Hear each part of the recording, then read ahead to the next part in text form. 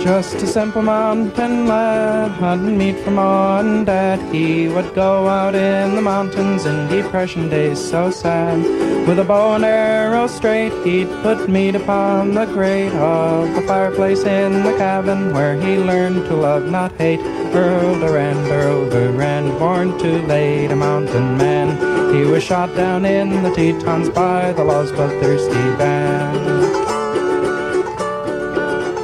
Bound and lightly crag to crag, Earl Durand would hunt the stag. Elk and moose neat too he brought, just to fill his hungry bag.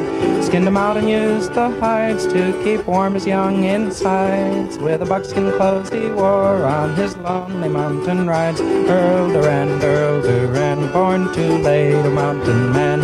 He was shot down in the Tetons by the law's bloodthirsty band. One day with meat so raw, Earl was captured by the law, hauled away to Cody jail, bedded down on a cot of straw. Then he fled into the hills, leaving behind the city's hills. When the lawmen came to get him, Earl those greedy hunters drills. Earl Durand, born too late, a mountain man. He was shot down in the Tetons by the law's bloodthirsty band. About 6'2", 250 pounds, he was a crack shot.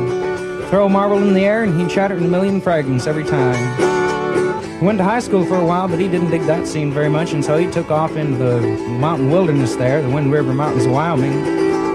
Started living off the land, making his own clothes out of buckskin. Let his hair grow out, let his beard grow out.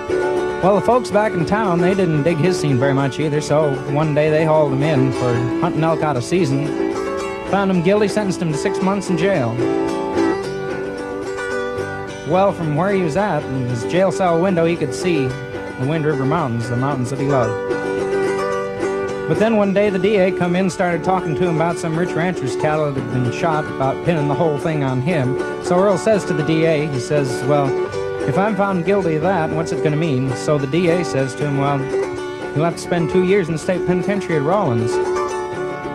Now, 2 years is an awful long time, and from Rawlins' jail cell window, he wouldn't be able to see those mountains that he loved.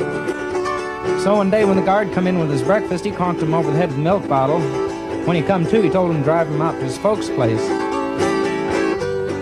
He sent him back to town with a message then that he didn't want to kill nobody, he just wanted to live free as he wanted to live. But that if they come after him, he'd shoot to kill.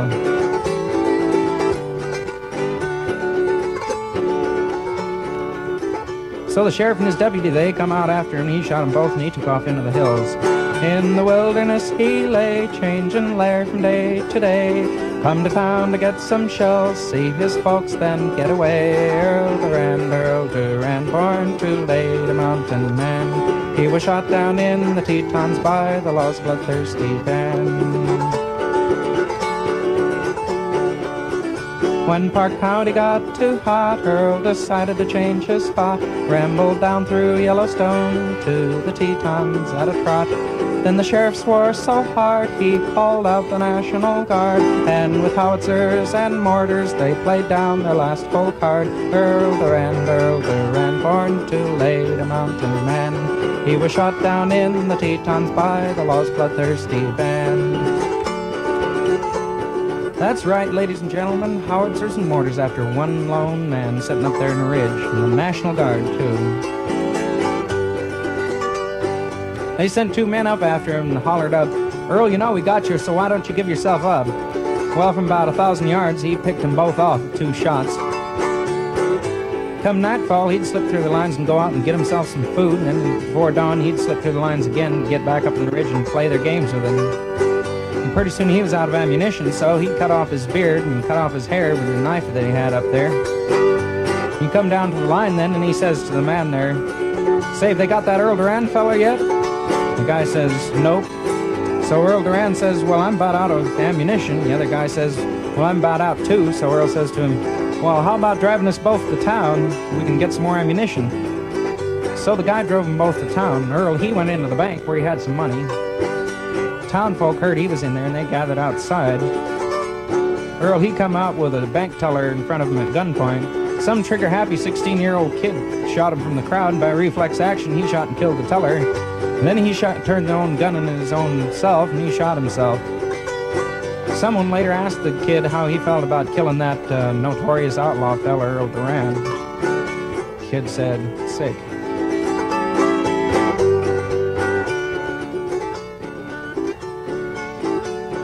But Earl was free as air, and down from his mountain lair he'd slip through the lines at night, and at dawn he'd not be there.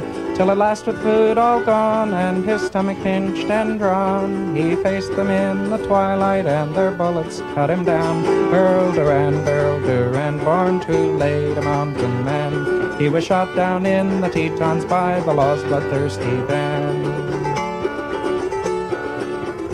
Earl just wanted to live free, just the same as you and me. But the game law said oh no, and so this free soul had to go. And his flight was called a crime, although in an earlier time he'd have been a mountain man instead of shot down in his prime. Earl Durand, born too late, a mountain man. Called the Tarzan of the Tetons, killed the civilization's hand.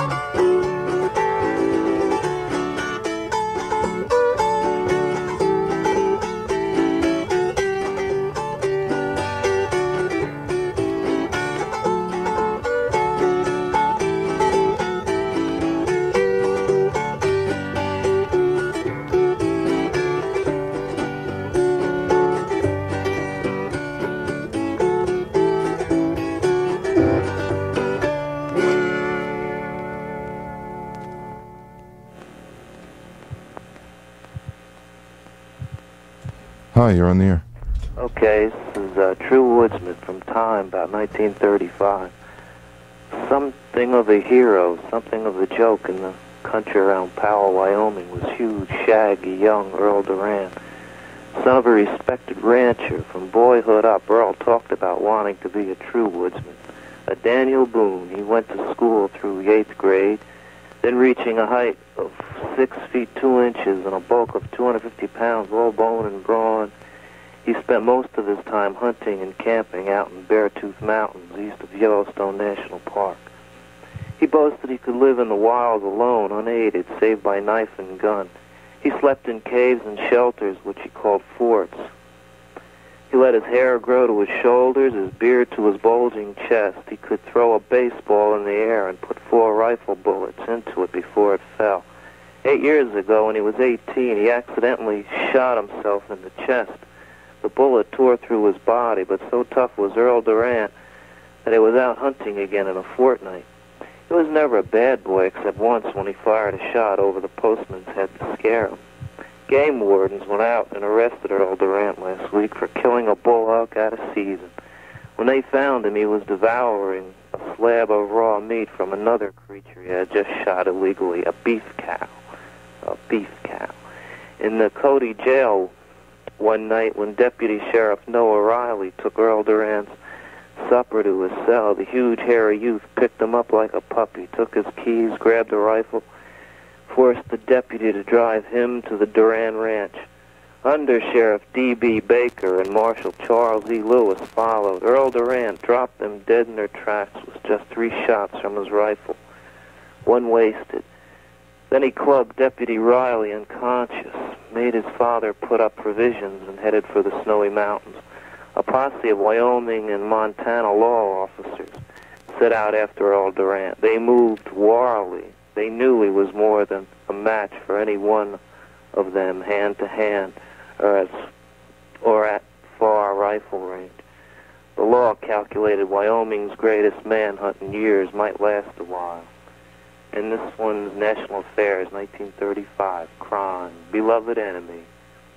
The natural fortress of boulders and timber near Clark's Fork Canyon, 30 miles northwest of Cody, Wyoming, Earl Durand, 26, the huge, hairy, true woodsman who broke jail in Cody last fortnight and shot down 2 pursuing peace officers, lay waiting and watching one day last week. They had sentenced him to 6 months in jail for shooting a bull elk out of season, threatened him with 10 years more for killing a beef cow. Now they wanted him for double murder. A posse of peace officers under Sheriff Frank Blackburn was down below, coming up to get him. Well, they never would. Not for nothing had he sat through 2 showings of the movie Jesse James. This was his country, the Beartooth Mountains. Here he could live indefinitely with only his rifle and knife, eating his game raw by preference, hiding out in caves. They would never take him back, at least not alive. He had left a letter to Sheriff Blackburn with the return address, Undertaker's office, Powell, Wyoming. Excerpt. Tell King and Kennedy, the game wardens who arrested him, to always carry a pistol. If I ever meet them, I will give them a chance for an even draw, something I won't give you. Of course, I know I am done for, and when you kill me, I suggest you have my head mounted and hang it up in the courthouse for the sake of law and order. Your beloved enemy, Earl Durand. Said the killer's father, respected rancher Walter W. Durand of Powell, Wyoming. The boy seems to have gone insane and started killing men he had known throughout his lifetime. The great outdoors was my son's God. I think when he was sent to jail, he went nearly crazy, thinking about having to give up his outdoor life. God help my boy. Earl Durand watched the posse come up the canyon and cautiously encircle his hideout. After a time, 2 riflemen, Orville M. Bray and Arthur Artino, 46, started across a clearing directly toward him. They had their nerve with them. He let them come within 50 paces, then quickly gave them each a bullet in the belly. None of the other possemen dared show himself, not even to get the dead. The canyon fell silent. Day died. In the night, Earl Durand stole down to the corpse, smashed their rifles, took rubber-soled boots and one's bootlaces from the other. He made a false trail up the precipice behind his boulders, then doubled back. Next day, when the posse closed in on his fortress, he was not there. While they tried to trail him with bloodhounds on the mountain, while militia dragged up howitzers, Earl Durand held up, held up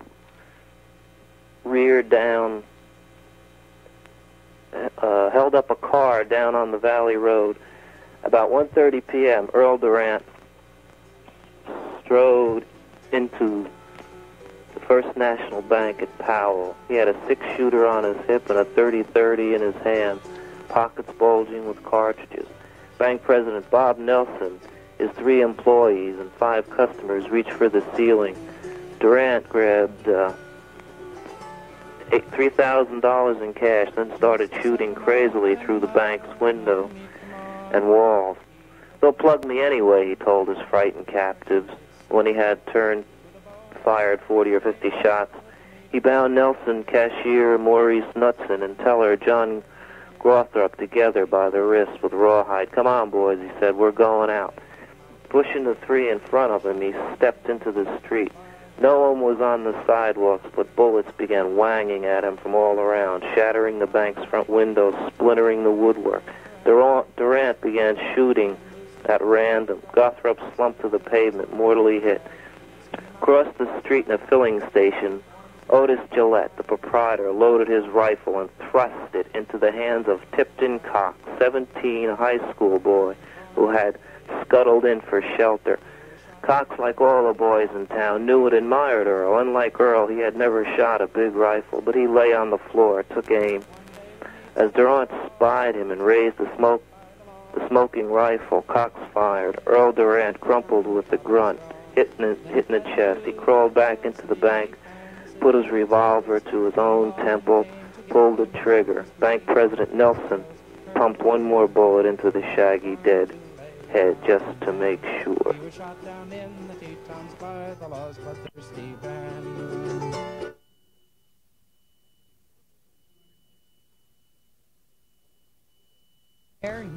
That was really wonderful. How do you happen to have that? Well, I was going to